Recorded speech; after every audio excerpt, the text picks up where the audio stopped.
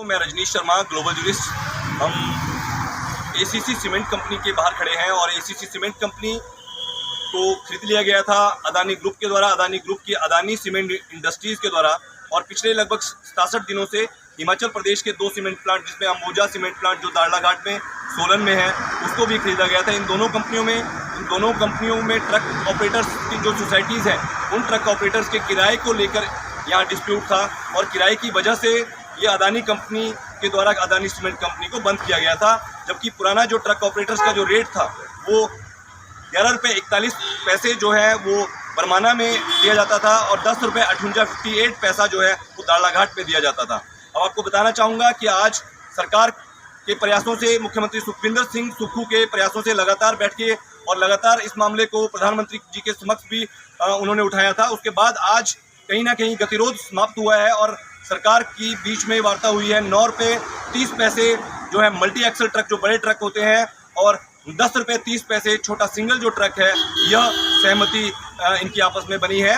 और इस सहमति के बाद किराए को कम करने में जो है अदानी ग्रुप सफल हुआ है कहीं ना कहीं।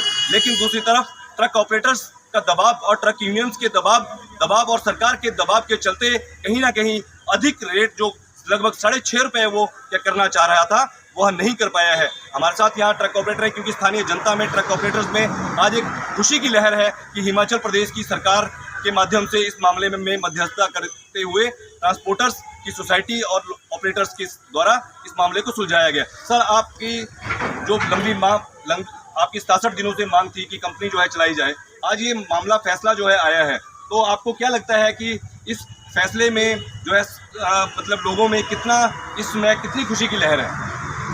सबसे पहले तो मैं धन्यवाद देना चाहूँगा अपनी सोसाइटी के सभी मेंबरों का और अपने ट्रांसपोर्टर भाइयों का, जो इस लड़ाई में एकजुट होकर लड़ते रहे।